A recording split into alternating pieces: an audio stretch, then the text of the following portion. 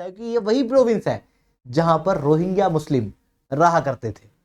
दोस्तों, इस सेशन के माध्यम से मैं आप लोगों के साथ में चर्चा करूंगा कि भारत के म्यांमार के अंदर क्या स्टैक है, क्यों म्यांमार की सरकार हार रही है रेबल ग्रुप के सामने।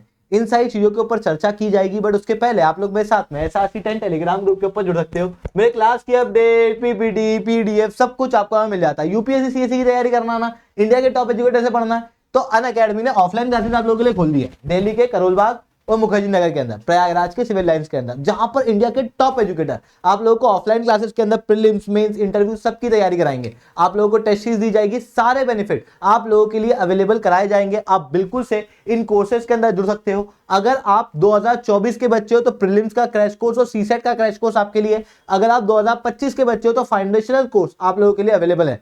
इसके अलावा मेंस की तैयारी करनी है, ऑप्शनल कोर्स और साथ में मेंस गाइडेंस प्रोग्राम भी आप लोगों के लिए लाया गया है। यह सब कुछ आपको ऑफलाइन क्लासेस के अंदर मिलेगा। अब अगर आपको चाहिए इन ऑफलाइन क्लासेस के अंदर एनरोल करना तो नीचे कमेंट के अंदर देखना एक लिंक है, उस लिंक को खोलना, उसको फिल कर देना। कमेंट में सबसे पहला कमेंट ही पाथफाइंडर का है। वहां पर कोड या सर का नाम पूछे तो बोलना शुभेंद्र सर। इससे आपको बेनिफिट क्या होगा कि मेरे लेक्चर की PDF प्राप्त होगी। करंट अफेयर्स की जो मंथली मैगजीन है, मतलब पूरे महीने भर के जितने भी करंट अफेयर्स हैं उन सबको कंपाइल करके एक मैगजीन है, वो मैगजीन आपको दी जाएगी इमीडिएटली। वहीं पे आपके पास पे 2 लिंक आ जाएगी। तीसरा, हमारी टीम आपको रीच आउट करेगी और आपको इस कोर्स के सारे बेनिफिट बताएगी, 1-on-1 मेंटरशिप देगी और ये सब कुछ फ्री ऑफ कॉस्ट होगा। इसके अलावा अगर आप कभी भी अनअकैडमी के ऑफलाइन कोर्सेज में जाते हो तो आपको कंप्लीट गाइडेंस देने के साथ में 40% का डिस्काउंट और डेमो क्लासेस दी जाएगी।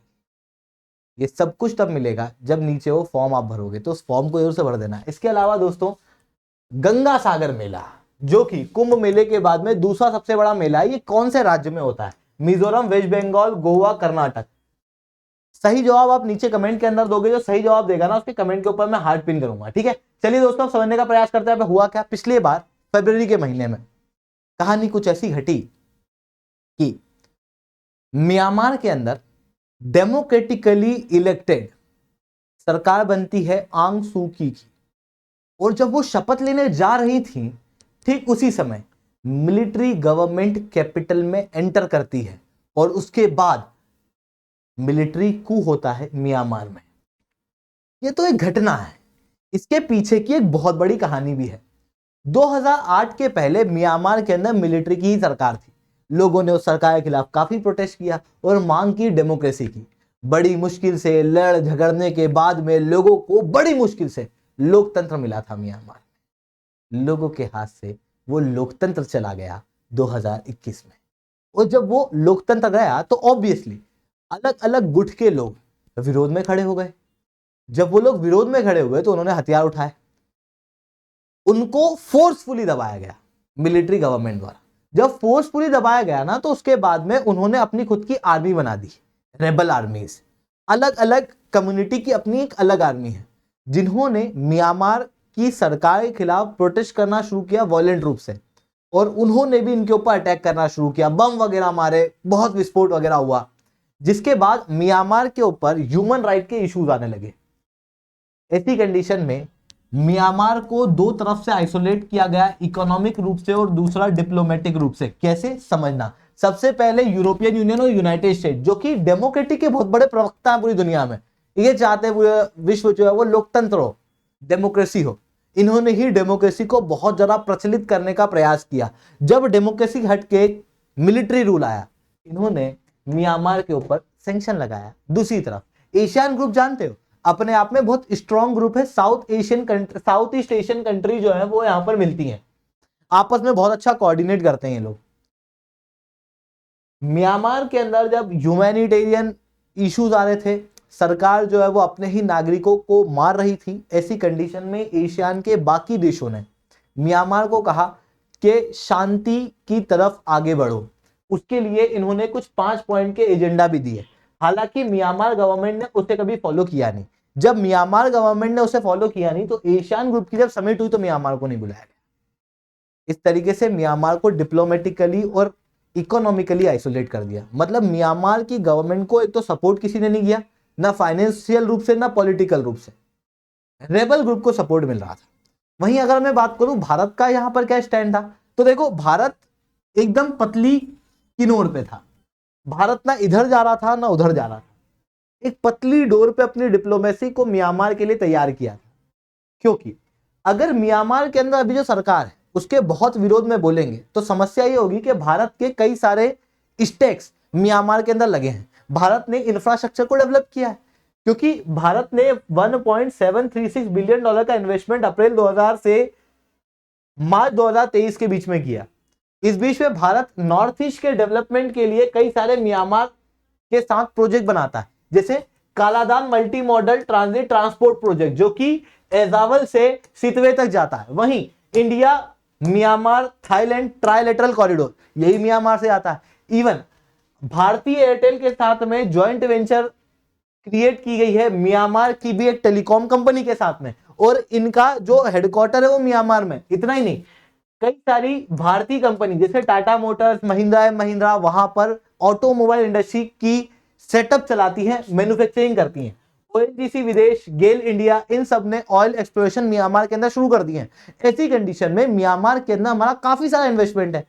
एक तरफ तो हमारा इन्वेस्टमेंट है, पर दूसरी तरफ दिक्कत क्या है? दिक्कत यह है कि म्यांमार के अंदर मिलिट्री कू होने के बाद में कई सारे लोग म्यांमार से उठ के भारत की तरफ आने लगे हैं, शरणार्थ लेने लगे हैं, रेफ्यूजी क्राइसिस उभर के आ रहा है, भारत को फ्री मूवमेंट रिजाइम को कैंसिल करना पड़ा है। ऐसी कंडीशन में ना हम म्यांमार की सरकार को बहुत सपोर्ट कर सकते हैं, ना हम उसका बहुत विरोध कर सकते हैं। इस कारण से भारत हमेशा यही कहता है कि डेमोक्रेसी की तरफ जाओ, लोकतंत्र की तरफ जाओ, हम म्यांमार में शांति चाहते हैं। हालांकि अभी भी ऐसा नहीं किया कि भाई म्यांमार को समिट में बुलाने से मना कर दिया। भारत बिम्स्टेक के अंदर जब समिट हुई तो भारत ने डिफेंड किया कि म्यांमार को भी बुलाना चाहिए, और म्यांमार को बुलाया गया।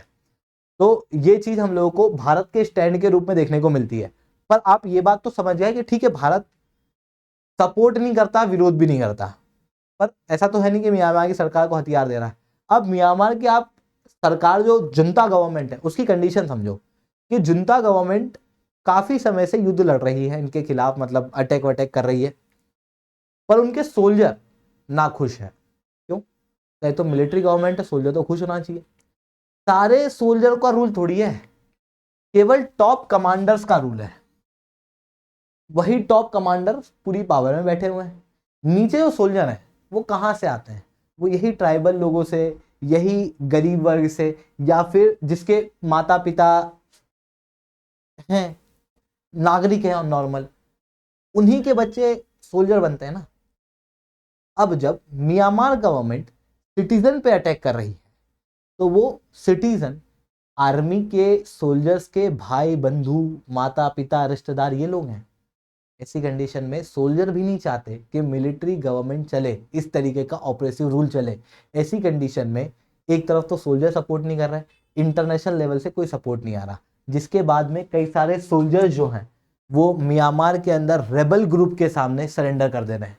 ये आर्टिकल आप क्लियरली देख सकते हो, जिसके बाद रेबल ग्रुप ने कई सारे इंपॉर्टेंट चौक पॉइंट म्यांमार के अंदर कंट्रोल में ले लिए हैं। जैसे चाइना और म्यांमार के बीच में चिनशेवांग करके रीजन है, जहां पर 25% गुड्स जो इंडिया म्यांमार के बीच में जाता है वो इसी रीजन से जाता है। इसके ऊपर भी कब्जा कर लिया गया है। ये चीजें हम लोगों को देखने को मिल रही हैं, जिसके बाद अब म्यांमार की जो गवर्नमेंट है वो बिल्कुल बैकफुट पे है। यार पॉलिटिकली बातचीत कर लो, मान जाओ, ऐसे करके रेबल्स को कह रही है कि तुम हथियार डाल लो, अपन पॉलिटिकल सॉल्यूशन निकालते हैं। हालांकि यहाँ पर कोई भी पॉलिटिकल सॉल्यूशन निकलने की बात यहाँ पर हो रही नहीं है, बस मिलिट्री गवर्नमेंट कर रही है। तो वैसा होता हुआ यहाँ पर दिखाई दे रहा है। आई होप आप लोगों को ये सारी बातें जो है समझ में आई होंगी। लेक्चर अच्छा लगा तो लाइक करना, लेक्चर बहुत अच्छा लगा तो नीचे सारे रिटर्न कमेंट करना। इंडिया के टॉप एजुकेटर से ऑफलाइन क्लासेस के अंदर पढ़ना है तो, और आपको हमारी क्लासेस देखना है तो इस वीडियो को एंड तक देखना।